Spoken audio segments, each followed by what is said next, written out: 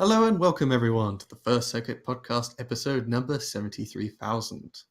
Today we have Cozend Indigo from the Incoming Missile podcast as a special guest. Say hello, Cozend. Killed it. And we also have Lars and Old Bob here with us. Hey all. Hello. Our plan for tonight is to talk a bit about the Incoming Missile podcast, who also talk about Mechwarrior Online, and to cover the patch notes, the Heartbreaking event/sale, the AMA session that's coming up, and the public test session.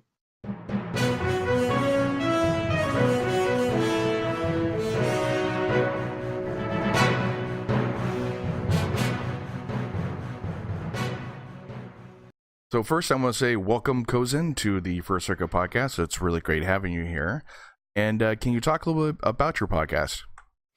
Well, yeah, first, thanks for having me. It's fantastic to talk to you guys on this side. Myself and Captain Cat are two hosts of another Mechwarrior online podcast.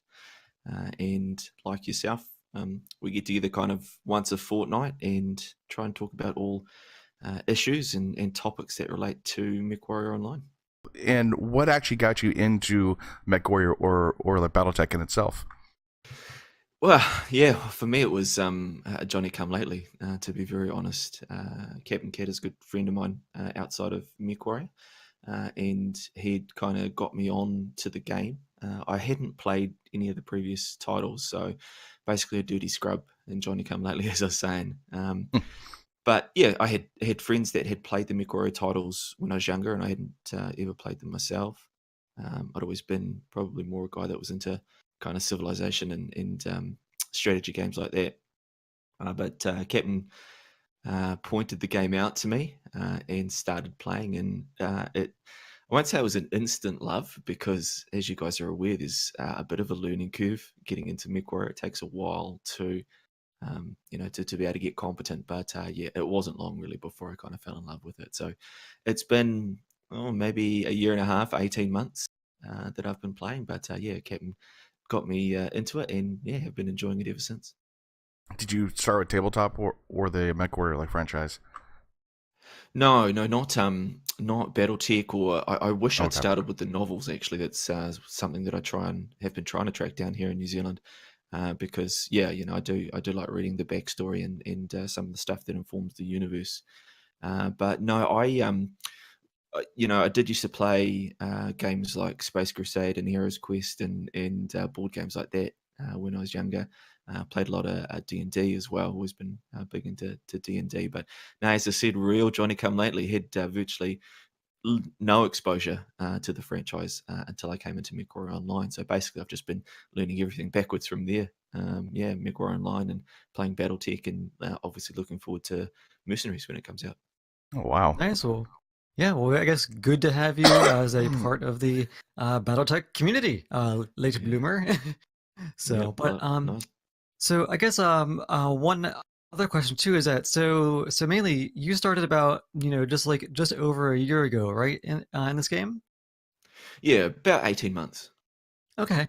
So I think like the people here probably like myself, Biter, Old Bob, we've probably been playing a few more years back when the game was, I would say almost not as polished. So actually, I'm always curious to ask about people who are newer to the game. What kind of shortcomings did you think were back then, and maybe what things were maybe improved or still the same? Do you think?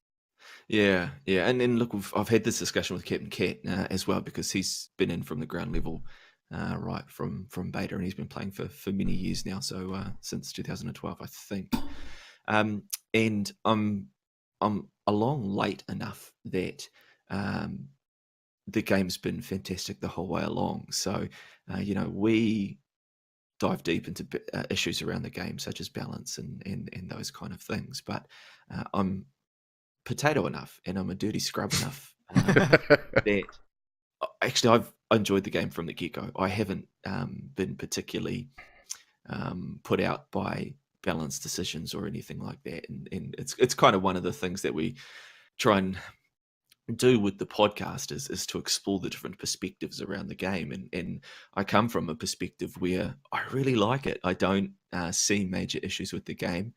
And part of that is just because I haven't been around to see all the iteration of change. I haven't seen the journey that's gone through. Captain Cat often refers to the fact that things are so much better than they were, and improvements have been made. But, I haven't really been around long enough to see major shifts. The changes that were made over 2018 have kind of been the only major change cycle that I've been able to observe. And I've loved it the whole way along. So, it's I do struggle sometimes with the Salt and some of the people that are hugely critical of the game or of some of the decisions, because, as I said, in my experience, it's been pretty good the whole way along.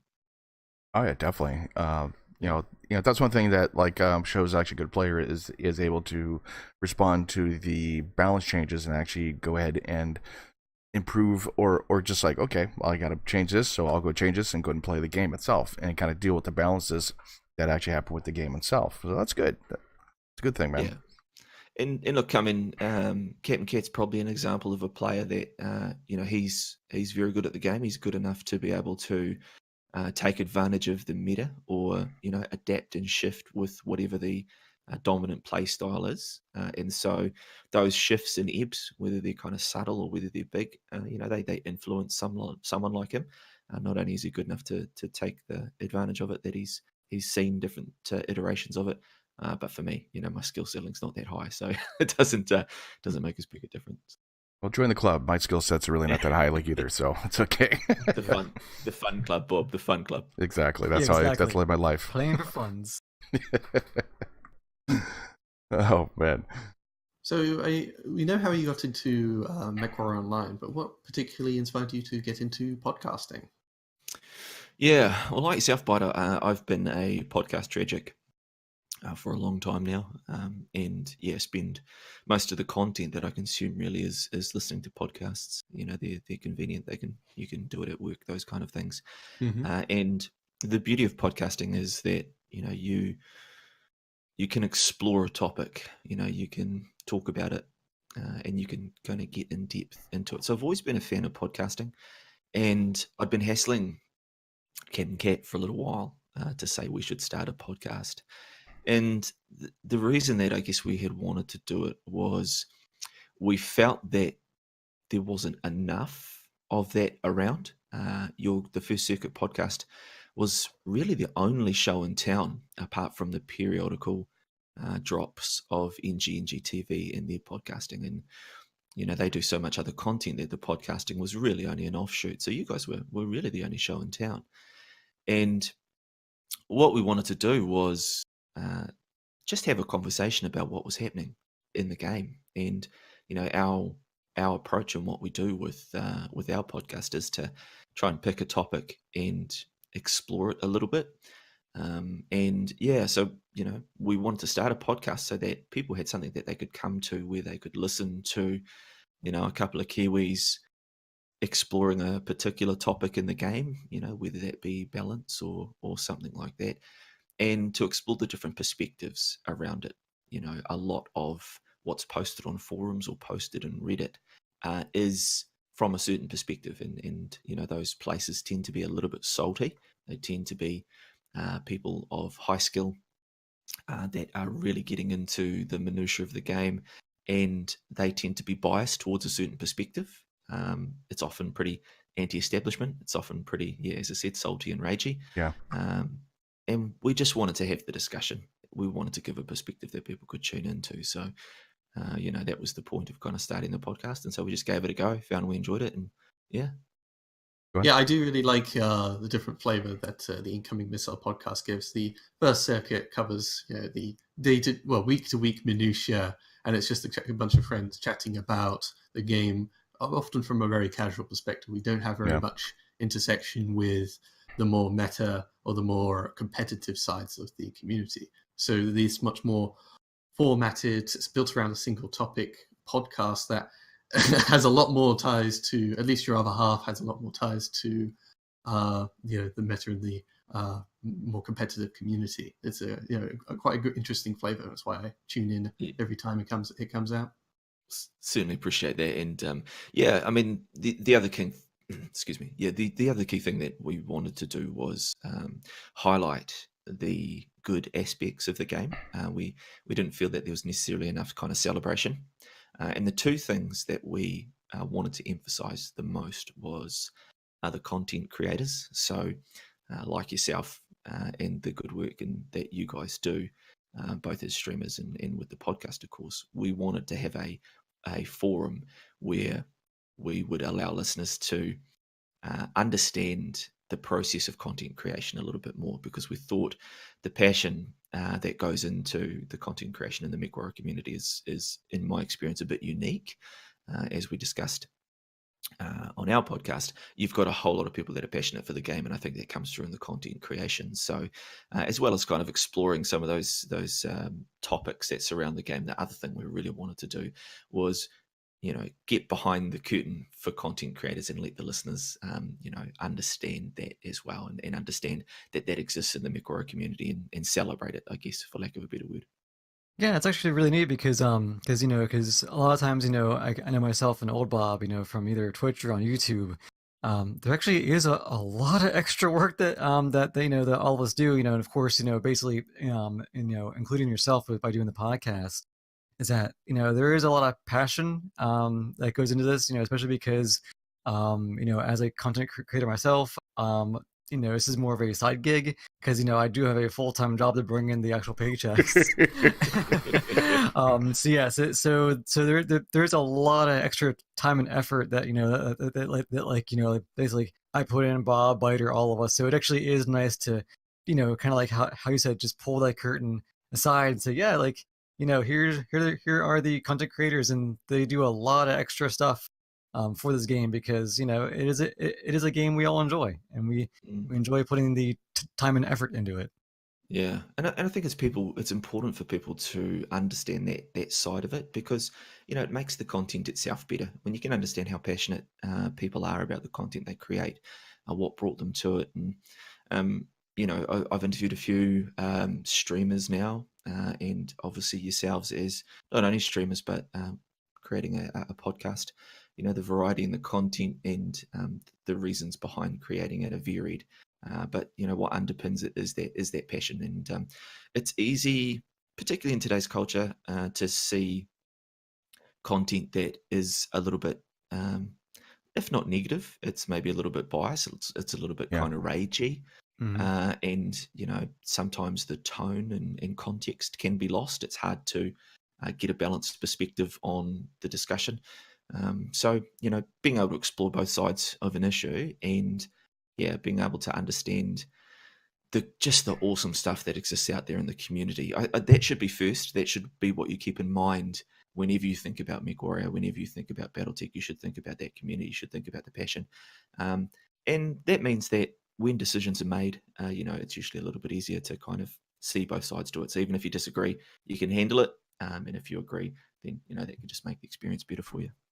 Yeah, actually, you hit on a key point, though. Being negative is so easy to do. I mean, it is the easiest thing whatsoever. And being positive is one of the hardest things you ever do in any type of format or content you actually make, or, basically like even actually playing the game. Being positive to your team, because that's one thing that's going to really bring down your whole team is one negative person. Yeah, exactly. Yeah. Where do you see your podcast in a couple years from now? Yeah, look, we plan probably about 6 months out, and we have been putting content together, and we begin to research topics ahead of time. But kind of 6 months from now, we're looking to build up a catalogue of information and of podcasts. And what we're hoping to do is simply interview more and more content creators, and kind of parallel what's happening in the game. Those are two of the goals, and we see those moving forward. What we would like to do is to get a chance to interview some people at PGI, to be very honest with you. So a year from now, we are hoping that we get the opportunity In particular, I mean, you guys have got John Everest that you're going to be interviewing very soon. We're really, really keen to talk to some of the people in the art and design team in PGI. So a year from now, we're hoping that we can kind of make the case and talk to the people at PGI and what we believe is the two strongest aspects of Mechwarrior. Firstly, are the community, and obviously that's why we were so keen to interview content creators. But the second thing that we love most about the game is the aesthetic, the art, and the design. We think that it is something that sets the game apart from many, many other games. So that's something that we really want to explore. Captain Cat is a designer by trade and is really informed at that side of the world. So, we'd like to expand into pulling the curtain back on some of what happens at PGI. Darren and Phil do it to a degree, but it tends to be around balance and some of those aspects. We're keen to expand and to explore some of the art and design aspect of the game because we think that it's another strength. But yeah, beyond doing what we're doing at the moment, that's really kind of the only goal for maybe a year from now is to be able to pull the curtain back on what's happening in the art and design team there at PGI. Wow, it's 6 months, man. I could barely plan the next day, let alone 6 months. I mean, damn. Well, we do need to prepare for the episodes and stuff like that. So we kind of, we need to be a little bit of ahead. Yeah. That fits into what I do as a profession. A large part of my job is around project management and a performance analysis. So, I do need to be ahead of the game. So it's, it's pretty easy to make sure that we are, planning ahead. For instance, we're putting together the show notes for an episode on LRMs. So we're looking forward to that one. That should be interesting. How much hate do you get from the LRM podcast? Yeah, I don't. Yeah, maybe some hate. I mean, you never know unless you talk about the topics. Definitely. The good thing about it is Captain Cat will bring that aspect of high skilled players that kind of are tolerant of LRMs but don't use them and aren't a fan of them per se. And I come from a bit of a different perspective, so I'm looking forward to that one because Kat and I can have a little bit of a back and forth and discuss the various pros and cons. So actually, one thing I do enjoy about your podcast that actually is of course different from ours is that yours has a lot of interesting audio cues and audio bumps at the very beginning and end. So I was just kind of curious. Was that something that mainly you designed, and then also like basically what software do you typically use to record and make those? Yeah, we use Adobe Audition, and Cat will record on his end, I'll record on my end, and then we'll put those two tracks together.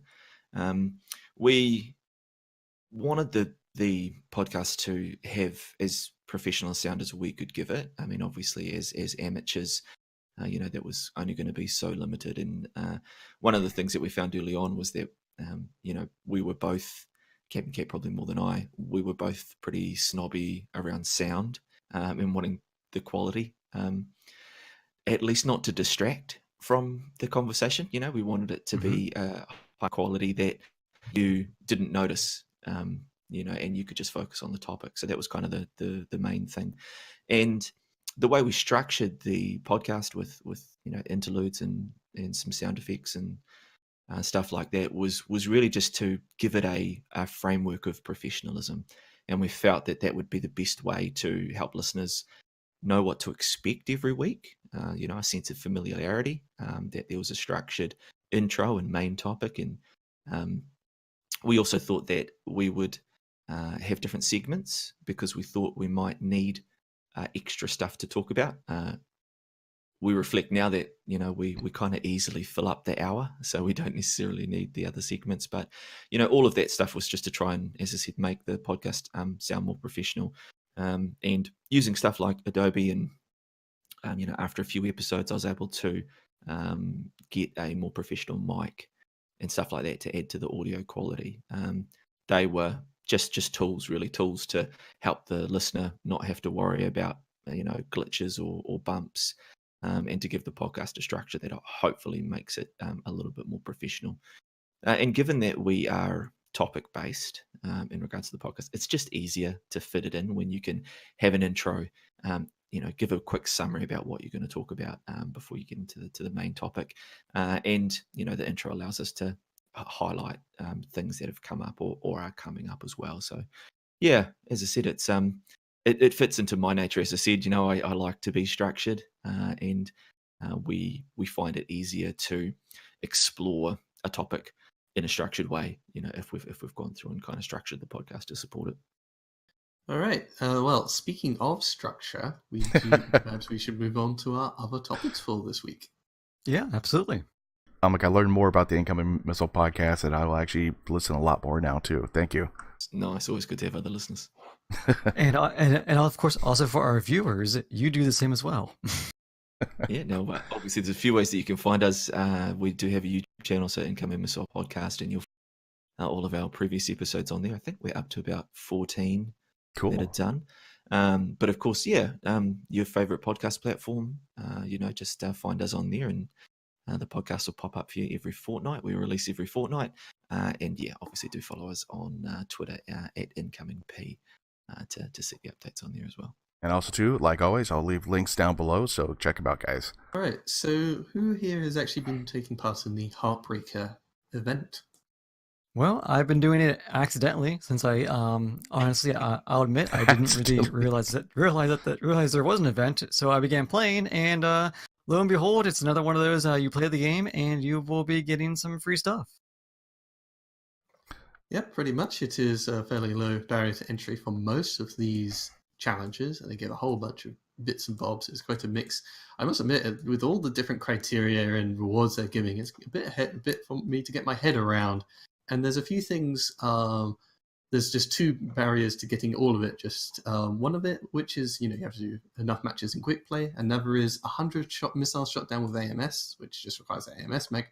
And there's 100 MC locked behind winning a Solaris match. I might still try and do it because, it's one of those things that, I think I say every other podcast is that I still really enjoy Solaris when there are people in the queue. I really enjoy, the 1v1 aspect of the game. So if that might fill the queue, I think I'll join in on that. It's a quintessential challenge, I think, around these events, particularly with Solaris, is encouraging people to get in there. No, Bob, you just flick me a message, man, and we can go at it in Solaris so that you can get the event. Give it a try out. There could be only one. Yes. Yes.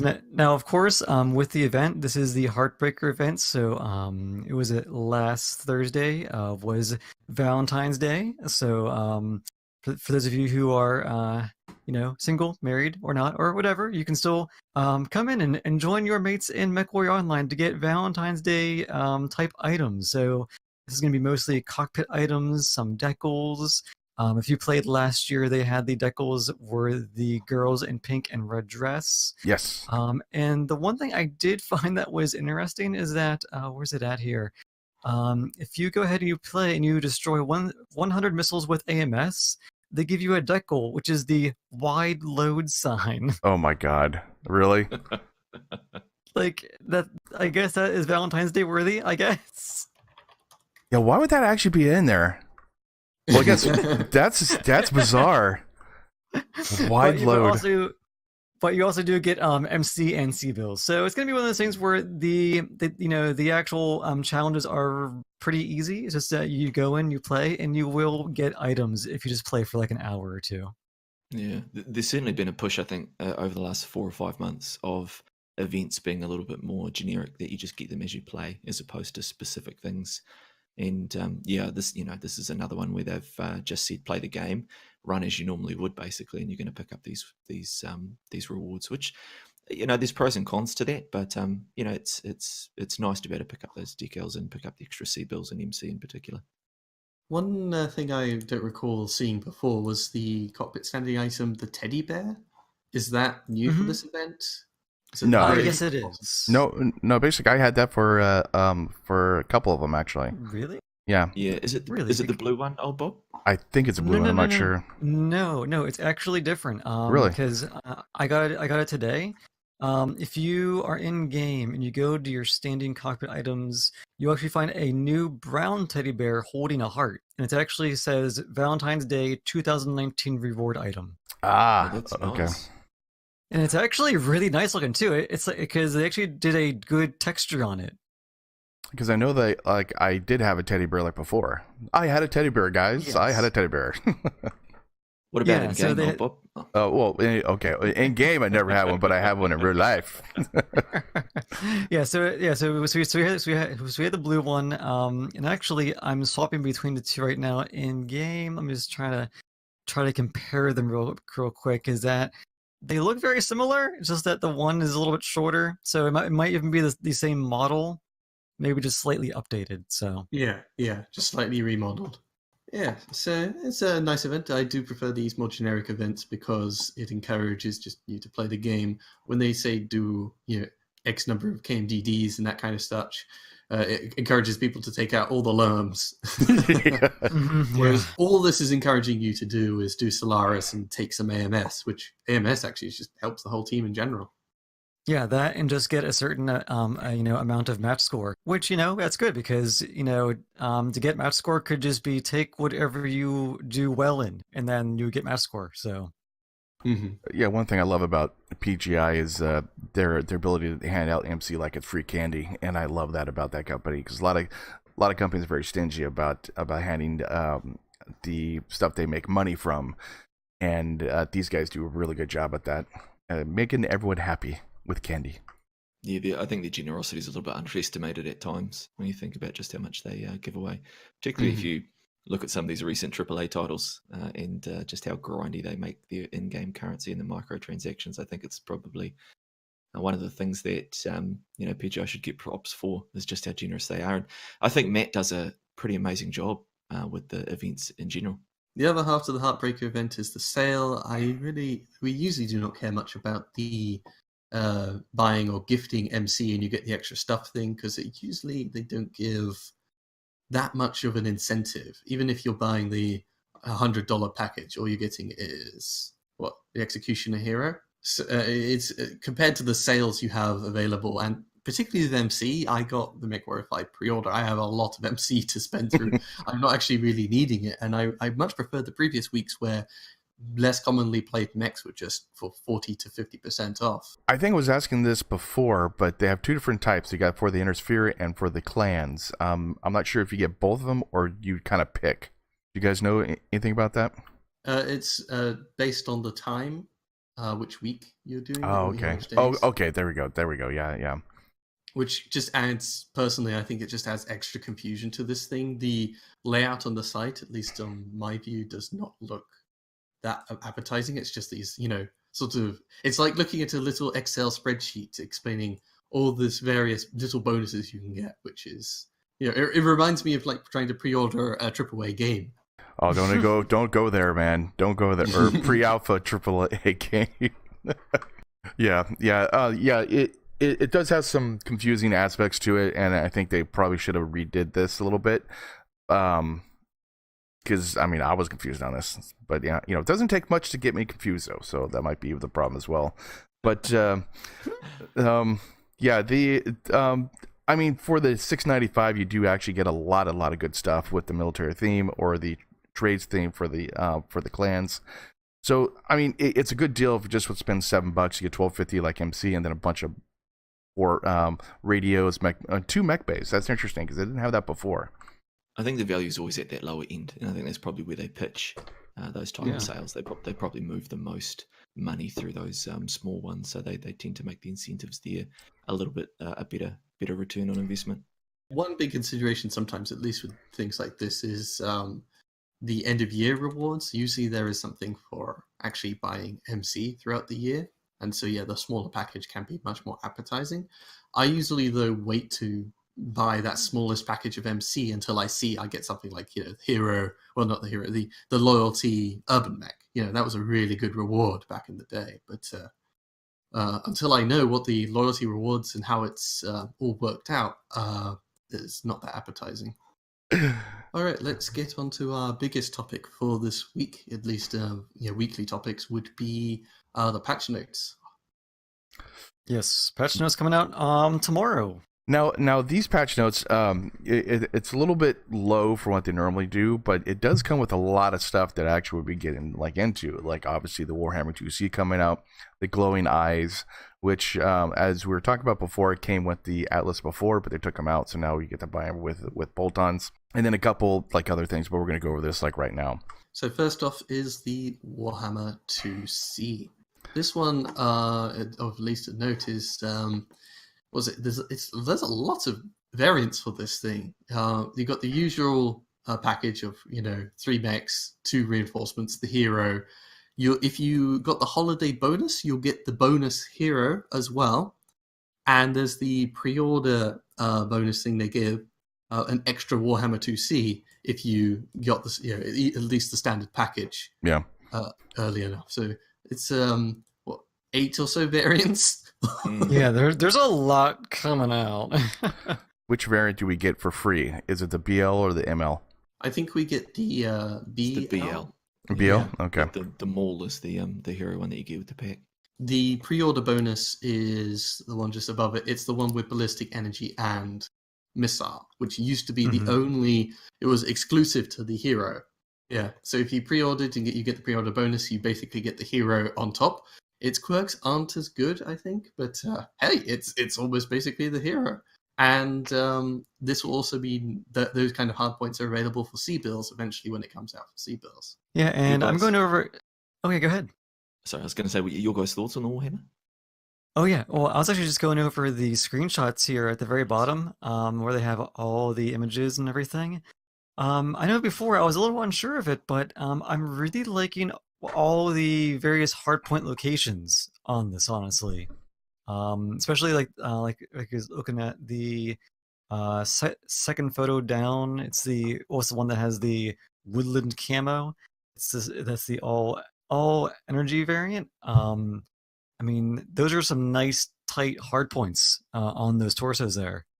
So I'm really liking the layout, honestly, on this. At the very top of the countdown as well, they have size comparisons. So yeah, this thing has really nicely clustered torso mounts. The energies are a little low. You do have to expose a fair bit to get them exposed, but compared to particularly like the Cataphract, this thing, it looks a little smaller than the Cataphract, and it's 10 tons heavier. Yeah, the geometry looks pretty good. I guess it'll come down to the agility, to see how mobile it is. The arms are kind of big and muscular too, which should shield the side torsos pretty well. But obviously, it'll depend on how well it twists. Yeah, and then pretty much I'll probably do it just like I use the standard Warhammers. I don't even boat anything in the arms, and I'll just keep everything just torso mounted and just use those arms as shield. Really, sacrilege. Yeah. Well, there's a couple of the variants I think are pure laser vom, so you probably get classic laser vom, clan laser vom out of those, and then the rest apart from the heroes seem to be that laser missile mix. So it'll be interesting to see how well they brawl. I mean, obviously they're not quirked the way that ISMX would be quirked, but the geometry might mean that you can pack a few SRMs on there and brawl pretty effectively.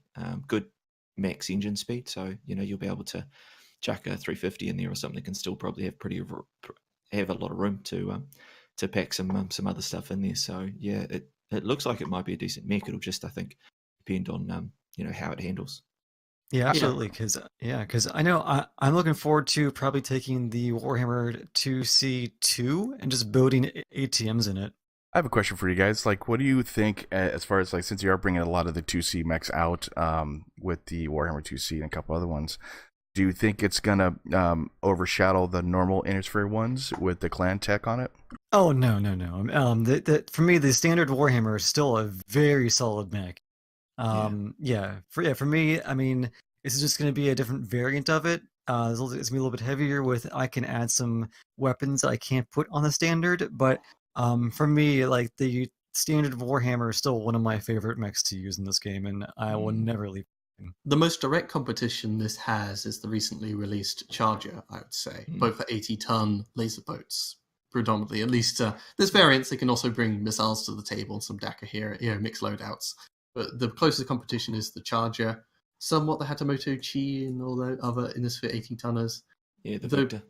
It still plays into very much, I would say, the differences between the two tech bases, the Charger, the Victor, Zeus, etc., etc. They have a lot of survival quirks. This one has no survival quirks whatsoever. It's 80 tonner, no extra hit points. All you can do is take the skills, but it's clan tech. It can take that nice clan XL. Yeah. It's got nice shape and hardpoint locations. Yeah, it's got a lot going for it. It's going to be more of a glass cannon, but it will be a good cannon.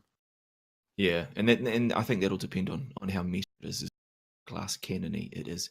I think, Bob, if you are playing the Warhammers, you probably are a fan of IS, and you don't really care about the clan stuff. So I don't think you'd pick one over the other. But it's it will depend, I guess, on how glass cannon-y it is. Let's hope we don't get the incubus syndrome. That it's God! No, cannon-y that it just is unplayable. But hopefully it's somewhere in between. Not certainly not as tanky as its IS counterparts. Yeah, for the clans as well, the battle mechs are quite nice because you can always fiddle around with Endo, Pharaoh, with the engines, and the slots fill up nicely. You aren't forced to put everything in the arms all the time. Yeah, so this one, the only competition it sort of has in clan side, I mean, Gargoyle, no, not so much. The Highlander 2C, Marauder 2C is the closest competition the clans have. And both, I think, are probably set to be quite solid mechs. Yeah, and I would say going back, if we're comparing, this 2C to the standard Warhammer, it might go roughly the same amount of speed, maybe a teeny bit slower, and of course, the mobility will be slower than your standard Warhammer too. So. Yeah, basically the question I brought up is just clan tech so much better than the nearest sphere, and so basically with like engine and all that kind of stuff. I wouldn't say it's better. Well, I mean, it's definitely it's a varied flavor. It depends on which one you want to go better for it. Oh no, I'm all for an sphere. Don't get me wrong. Basically, I'd rather have like an sphere than anything else. But it seems like with bringing the 2Cs like into the game, you're looking at engines.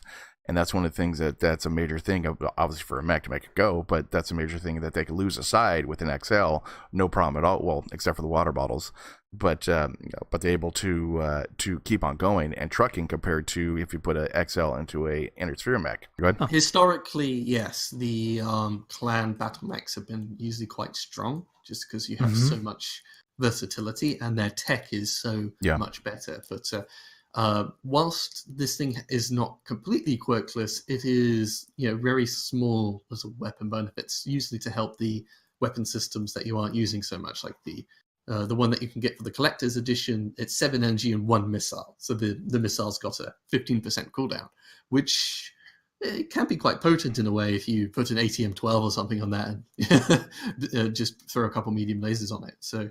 Yeah. Now, one thing that is interesting. So I'm actually in the mech lab here right now, and I'm actually comparing the Cataphract with our current Warhammer. And since the biter, I think you mentioned that you saw that the Warhammer 2C is about roughly as tall as the Cataphract, right? Yeah. If you compare it in game, the standard Warhammer is actually taller than the Cataphract. So it's going to be actually a teeny bit stouter than our standard Warhammer. Yeah, by a teeny bit. The biggest downside this mech could possibly have is just it's kind of a bit wide feeling, like it's got some big side torsos. It looks like those are quite. It's got some big pecs on either side of its chest, and the arms as well are really low and wide. And at least with the PPCs on in the preview images, they are really big targets. So you're not really going to be a fan of putting weapons in the arms often, which can mean sometimes you're only focusing on torso mounts with this mech. Yeah, I think it'll be classic clan where it's shot and not get shot. I think it probably won't peak very well. You'll probably need to expose a bit, and I don't think the agility will be too crash hot because the geometry I think will be all right. It'll probably be able to use the arms, and obviously it can pack a massive amount of weaponry. So yeah, I think you'll find that it's mid tier. I don't think it'll race to the top in anyone's list. In terms of agility, they are listed, of course, alongside the quirks, acceleration, deceleration, all that stuff. And it's got 13 acceleration and 16 deceleration, which is about right for a mech of its weight class. It's about the same agility as IS 85 to 90 talents. Yeah, I think that's about right. Yeah, so if you put in a XL350 engine, it gets to something like 60, 70 kph. It will take a few seconds to actually get up to that speed. It's not going to be the quickest peeker around a corner, but that's the same for most clan assaults. Yeah. Funnily enough, at least other than the Kodiak 3, it has about the same acceleration as the other Kodiaks. And actually, I'm checking it against the Charger N7. It's the exact same numbers for the most part. Yeah, the N7 has a nerfed agility compared to the other Chargers. Yeah. But it's about on the same level as the Charger when it isn't getting a big buff. Because the other Chargers are twice the acceleration; they're like 27 rather than 13. And you're really losing out a lot of agility on that Charger hero because of its crit chance receiving quirk, which is hilarious. I will say that a good the hero looks like a good variant with the 2 ballistic, also running the D-strike build, 2 Gaussian lasers. Yeah, the only issue is, at least with Clan Gorse, you really like to put it in the arms where it doesn't blow off your side torso so quickly, and the arms are not so good on this mech. So it's not as good as the Marauder 2C in that regard, at least like the ECM variant.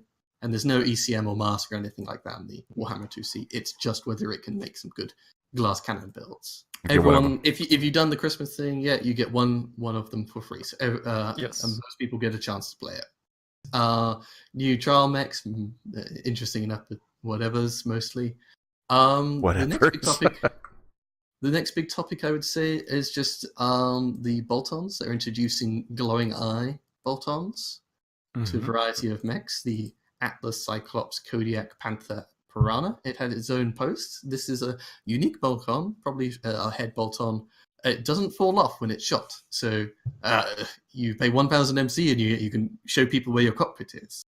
I quite like the glowing eyes, particularly since you can color them. And there's even a little community event going on where you post your own glowing eye images, what mechs you want to see next with glowing eyes, what kind of designs you'd like, and top 5 picks from will get a whole set of them that are already in the game.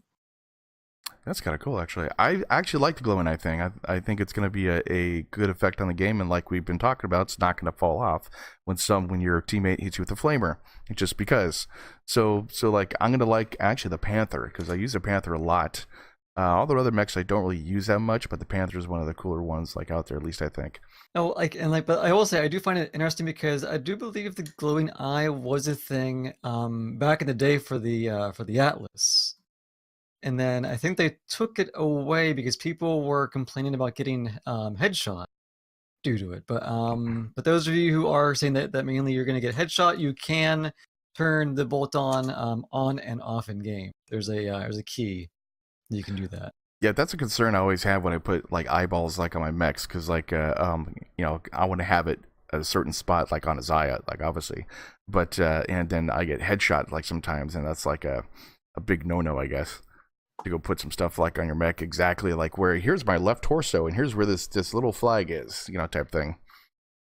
Yeah, I normally put like a black decal over my cockpits if they have a glass that really stands out from the rest, so it sort of merges with the rest of the mech.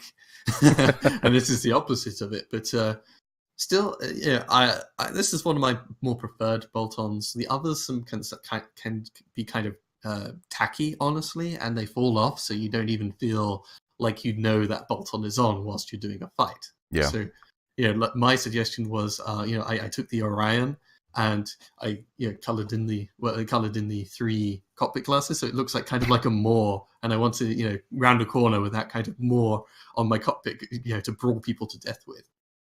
I mean, it's kind of cool you'd be able to go ahead and change the colors too. I like that idea, and like this is a good thing PGI is doing. But 1,000 MC though, that's harsh. That's a lot of MC. As is all the bolt-ons. They're all pretty pricey for what they are.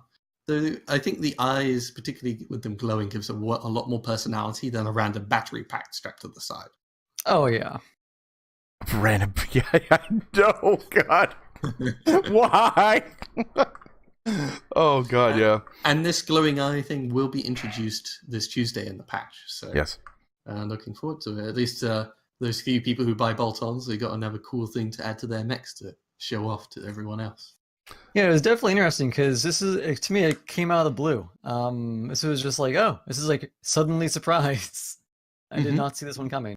Another bolt-on that I saw is they're actually bringing flags in from different factions, which I thought was a really cool idea. But I want to see MOC. I want to see Canopus flag. I want to see the Outwards Alliance flags. I want to see the stuff on the periphery. Because there are people that actually do play that, go play that faction that are out there that have to, quote, make up their own things for it. And the only thing you have is just like, like a patch or like a paint job like on their mechs, and that's it. And so it'd be cool to actually input the periphery flags, including the ones from the industry and the clans. Yep. As far as I'm aware, I imagine this is you take the, what was it, MechCon or thing flag? Yeah, and you just put a different texture to it. I really much hope they can do more flags in the future for those people who are crazy enough to buy bolt-ons. The flags are a good giveaway for faction warfare events and loyalty stuff like that. That would be good. Bolt-ons, I think they need to make cheaper or give them away more often. I think not a lot of incentive to buy them at the moment. Give us more random battery packs to slap onto the mechs, please. Yeah, or fins for our Zeus's. It's the glowing eye thing is definitely a cool addition. So to be let's hope people take it up, and let's hope PGI maybe drop bolt-on prices to kind of 250 MC or something. Could it be good to be able to buy bolt-ons after playing an event and getting enough MC there? Yep. Yeah, I agree with that. The bolt-ons are a little pricey. They are. Especially for one mech, too. Well, for one mech, and then they fall off when they're hit. All right, there's been a few little minor tuning changes. The heavy machine guns ammo per ton has been increased from 1,000 to 1,250. Good change. I said this should have happened when they gave a huge ammo buff to everything except machine guns and Gauss rifles. Yeah.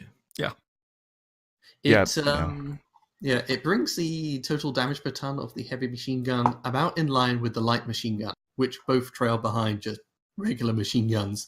They're still one of the least efficient ammo types available in the game, but since you are investing so much tonnage into heavy machine guns and their ammunition, it's good that the ammo doesn't completely suck ass. It just mostly sucks ass.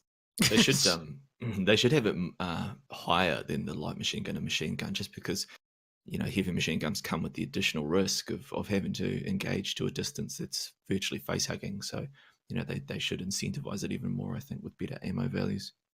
Well, plus you're spending a ton for, just a heavy machine gun, like for the IS side. I mean, that's a lot of stuff to go put on there. And if you have like a mech, like a lighter mech, like a Piranha or something like that, that's a lot of tonnage, man. Yeah, I think it makes the most sense, at least in my mind. You have 2,000 rounds for regular machine gun, 2,500 for light machine gun, and 1,500 for heavy machine gun. It's only a difference of 500 up or down depending on the caliber. Whereas what it is right now is that you go down, you lose 750 rounds when going to heavy machine gun, which just make it all nice and neat. And that way, heavy machine gun ammo is actually pretty efficient and actually might be a bit more worth taking. Yeah.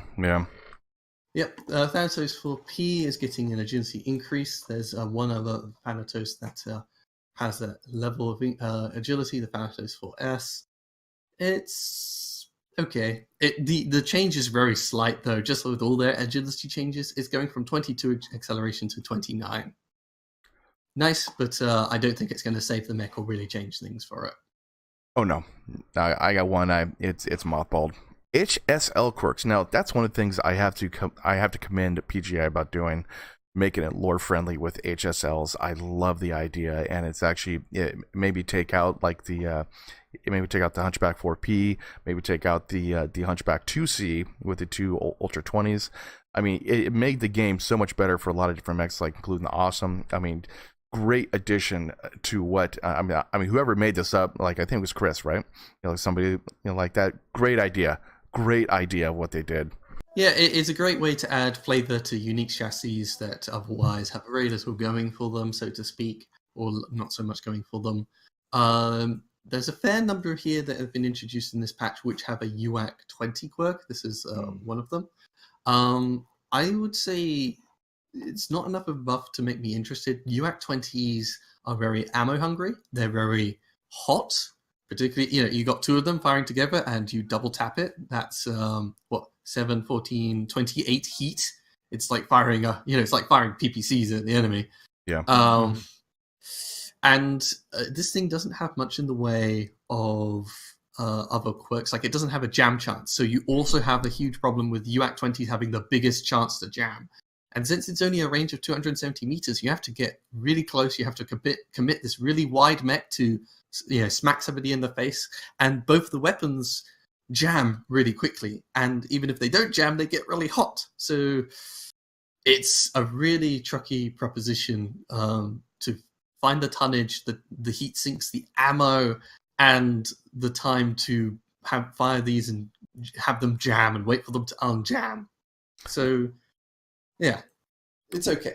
Well, even with the Wolverine loyalty version has a negative 40% jam chance with an AC with Ultra 5. I still jam almost 90% of the time. It's freaking crazy. I don't know if the jam chances are mixed up or something happened to him or something, but that thing jams on me way too much for actually to be negative 40%. I think it kind of depends on how fast you click the mouse button too. Yeah, that can sometimes be a factor. I have noticed that, particularly with UAC 5s. Mm-hmm. But yeah, so I do like the flavor. It does mean the stock build, because it starts with UAC 20, you can actually use both UAC 20s together at the same time, give it way more of an oomph when it rounds a corner. It's just the thing with the Hunchback 2C's UAC 20 quirk. It's got a very good peaking profile. The Night Star does not have that. Yeah, I agree with you, Bob. Though I love the introduction of these HSL quirks, and whereas the Night Star might not immediately lend itself to it, I had assumed that it was something in lore, and that was why it got a UAC 20, because it doesn't necessarily lend itself to turning the build into something awesome. But I just hope they continue with this. I hope they continue to either find reasons in lore for these unique quirks, or to target mechs that are maybe a little lagging behind.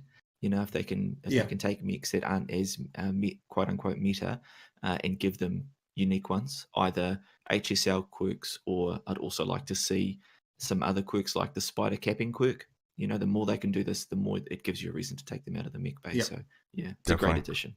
This is also with the mech quirk changes. Unlike last month, they would give them a HSL quirk, but also take things away. So, for example, the Executioner on average actually got a net nerf when they gave it the heat scale limit quirk. This time, though, thankfully, they aren't cutting into this Night Star's ballistic cooldown quirk. So you still have the 10% cooldown for whatever ballistics you're using, including the dual UAC 20. I still gotta get a Night Star. I haven't bought one yet.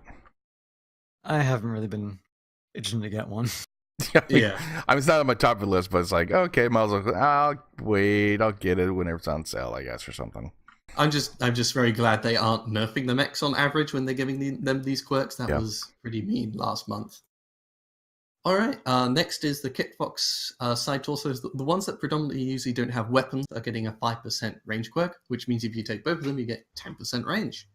Meh. It's nice enough. The side torsos have very nice high mounts for the Kitfox, which is why people usually use them. And the other side torsos weren't being picked that often, despite them often giving little quirks here and there. This just adds a little more. It's just like the Arctic Cheetah change, giving more reason to use the side torsos that don't have weapons. And we're talking about the Kitfox, the hero one, right? The one with the hero has two side torsos, so that one isn't getting the range. Okay. If it's got the missiles or the energy in the side torsos, and I haven't checked all the variants, but those are the big ones. Those aren't getting the buffs. I'm pretty sure. Highlander 2CA is getting a new quirk. At least this is the first time we've seen Clan PPCs getting a heat scale limit quirk. You can fire 3 at once, 45 damage Alpha Strike. That's pretty nasty. The issue is, I do like that this Highlander's getting it. It's one of the weakest Highlander 2Cs in the game, just 4 energy and 3 missile. It makes it very hard to fill up all that tonnage. The other Highlanders can usually take a good, ballistic or 2 in the arm, or specialize a lot more. This will help the mech in some ways, but the PPCs will have to be split across the mech. 1, 2 in the side torso, 1 in the arm, all the way down there to the side, or 2 in the arm, 1 in the side torso. The Highlander does not have a good peeking profile. It's not a natural PPC sniper, so to speak. It's okay. 3 PPCs is incredibly hot to fire, even without ghost heat. So you have to boat heat sinks. And in the end, just 3 PPCs feels sometimes a bit of it's not enough firepower for a 90-tonner in some ways. Like, you could take the Warhawk, which takes 4 PPCs. And even though you're firing 2 and 2, it feels a lot better to get 60 damage out rather than just 45. I think you could do 3 PPCs and some missile backup, or 3 PPCs then 1 PPC, but I don't think this is really saving the mech with such awkward and difficult hard points. All I would say is, like, perhaps if this had as a 5% PPC heat gen quirk, I would say, okay, now we're talking a little bit. Now there's a bit more than just being able to use a unique weapon combo, because this thing is so behind the other Highlander 2Cs and other clan mechs because of its bad hard points. I feel, this is nice. It's a step in the right direction, but it needs a bit more. All right, last big weaponry change is the Supernova Boiler. The hero mech for the Supernovas has also got a UAC 20 heat scale quirk. Oh, I was saying that one also comes stock, so... Yeah, that's almost always the case, that the heat scale limit quirks are coming because that's the kind of loadout they have to start with. I would say, whilst the boiler isn't that often appreciated, I actually quite like the mech. You can run, like for me, I ran 3 Streak 6, 3 medium pulse lasers, and 2 Gauss rifles. Other builds would do something like, 2 PPCs and 2 Gauss rifles. It's got a nice combination of ballistic, energy, and missile, where the ballistic were usually the cool weapons and you get all the heat generated by your energy weapons and or missiles. UAC 20s on it is a funny proposition. I think, though, it suffers from the same problem the Night Star has. It doesn't have jam chance quirks or anything like that. And 2 UAC 20 on clan even is pretty hot as well. And the backup weapons you're trying to bring to this thing are going to be pretty hot as well. So, it's got the same problem as the Night Star, but at least the Supernova was already good at doing other things, predominantly Gauss rifles with hotter backup. I'll take your word for that because I don't have one. So same here. I didn't get one, but I've been tempted once in a while. It's not a bad mech. I do quite like the mixed bracket filled kind of loadouts. It's something most people don't expect from the Supernova. You either see the energy boats very rarely or just the pure missile boat. Whereas this one, it's actually got some Gauss rifles to complement the hot laser weapons and the kind of hot missile weapon splatter damage. I love the combine. So this is my favorite Supernova. I'm glad it gets the quirk, but I'm not going to play with this quirk. All right. So I'd say moving on there. That's pretty much all the patch notes, but that also we do have another AMA session coming up from PGI, correct? Yeah. Yep. Yeah. About Mechwarrior 5. Which is good. I'm very happy they're actually talking to the community, and that's one thing that every game company should do. But I'm happy they're talking, and I'm happy they're actually doing this kind of stuff because they need this, and this will help sell Mechwarrior 5 as well too. Yeah, well, mostly says the topic will be about the Mechwarrior 5 AI. So good. That actually might be good. Yeah. So that should be a good one to tune in and ask questions, I guess. That was precisely what I wanted to know more about. Yeah. Well, yeah, like playing the going to MechCon and playing the demo version. It was just it was evident that they had some problems. Charge mode engaged. Exactly. I'm a marauder, so I'm going to get to point blank range and use my PPCs. And I think last but not least, quick mention is the public test section 2.1. They fixed a couple things. There was one thing about targeting, correct? Lark? So yes. we did some work in we actually jumped on the PTS last week and we noticed there was these lock-on bugs. It looked like where you would have your lock, but when you moved behind a wall, and it turned indirect, it would lose the lock momentarily and have to quickly zoom back in. And that was the same case if someone used tag. If they were holding tag on the target and let go, it would lose the lock on for you, which was a huge nuisance. But yeah, they acknowledge it in the PTS notes. They don't necessarily say they fixed it, and they say that it's only a visual bug. Yeah, it's the targeting issue. Yeah. Okay.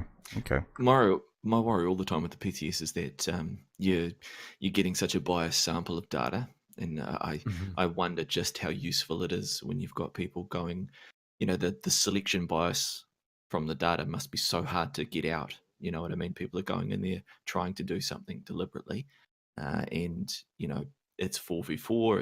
It's not anywhere near a live environment. I just wonder how useful the data must be. I mean, testing I could understand, like testing and trying to find bugs, but if they're looking to get an idea of tweaking values or damage or any of that kind of stuff from these type of PTSs, the selection bias, as I said, would almost make the data, I think, not even worth it. Yeah, I very much agree. I think the best value it has is just starting a conversation with the community and getting them a chance to test it out. If they just rolled out these changes live, there'll be a large backlash because people don't like sudden surprises like this. And if there were particularly things like the lock-on bug, it would be pretty bad for PGI. At least there's plenty of times they've done this before. They just quickly roll out a change that the community was not ready for. They didn't like the sound of the change, and the change was poorly implemented, which really doesn't do well for PR. Yeah. Well, it was the last big backlash. They had a huge one, and they had to scale it back and had to redo it or something like that. There was this is about a year ago. Yeah, the energy one. Yeah. They did pretty well, I think, actually, to go through those iterations. But at least with that one, the test environment was a little bit easier to get good information. I always worry a little bit when I see Chris quoting the data from this PTS in particular, and just think to myself, geez, that how selective their data is. But Captain Cat always often says the same thing as you, Biter, that these are probably more PR exercises, and this is an example more of maybe socializing that change is happening rather than the actual changes that'll happen. Good point. Yep. Yeah. A point we've made the previous PTSs is that there's no incentive. They used to give the Cicada Warhorn as only if you do PTSs enough games you get the Cicada Warhorn. No incentive this time again, which is why in some ways perhaps you have only got they're trying only 4v4 because no one's interested in spending all their time testing out these minor changes to missile spread. There are some people searching for hours on end because no one's really turning up, and I don't know if the incentive would change things much, but it would, even if you're just trying to get a group together, if you all say, oh, come on guys, let's play some matches, let's get a free Warhorn, it helps sell it to people a lot more than just we're just doing it for the science. Anything otherwise I would say about this PTS is all they're doing is changing spread values. An analogy I would say about all of these spread value changes is it's all very incidental with missile weapons. Their spread is usually so bad it doesn't really matter. And my analogy would sort of be, it's like you have a bank account with $1 million in it, and after a year you get $1 worth of interest. And PGI is like, oh, okay, people are not saying it's not effective enough, so what we're going to do is we're going to give you double the interest. Okay, yeah, that is good. I am getting double my return, but it's still just $2.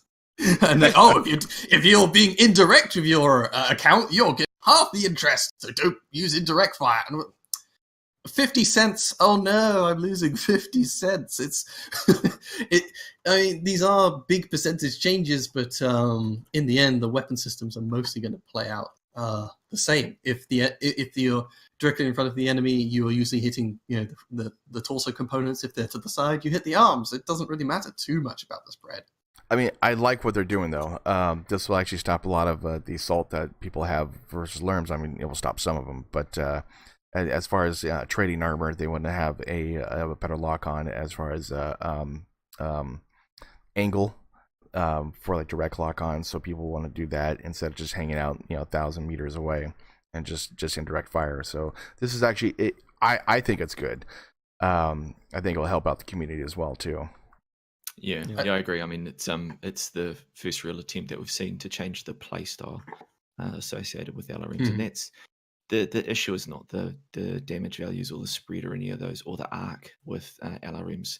The issue in the Salt is around the play style, and it's do commend that PGI have acknowledged that, if not explicitly, at least with the actions that they're taking, as they're trying to say, play LRMs more like ATMs, get in close and share your armor, and then hopefully people will be less worried about it. But I'm not necessarily sold that LRMs are the problem that people say they are. But again, that's just me.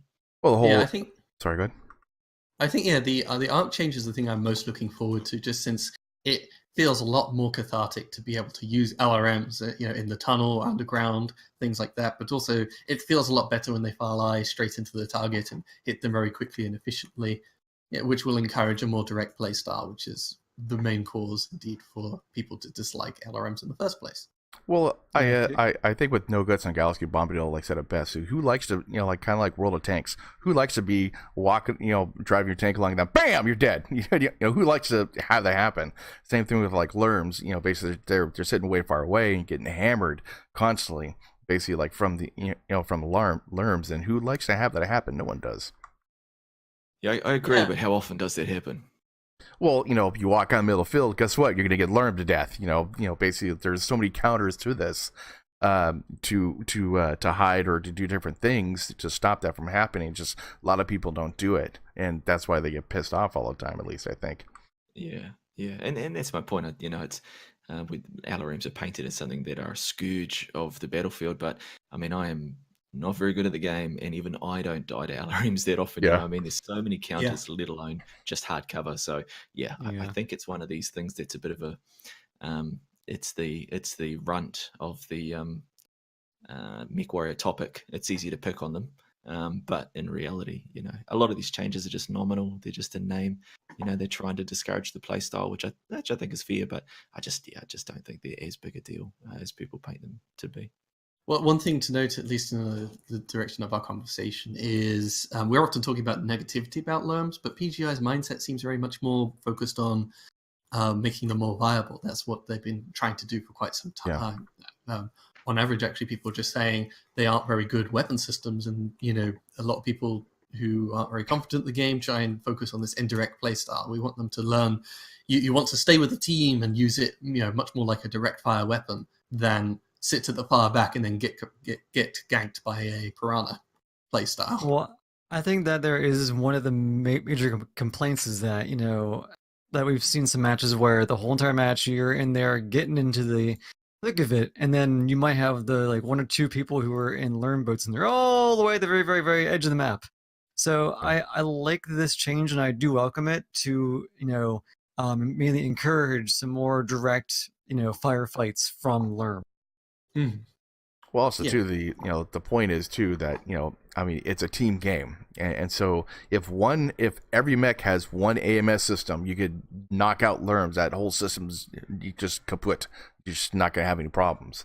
But a lot of people's like, I gotta fit another half ton or a ton and a half of ammo like on my mech, but as a team game, you want to work as a team, and just put one AMS will stop a lot of different problems.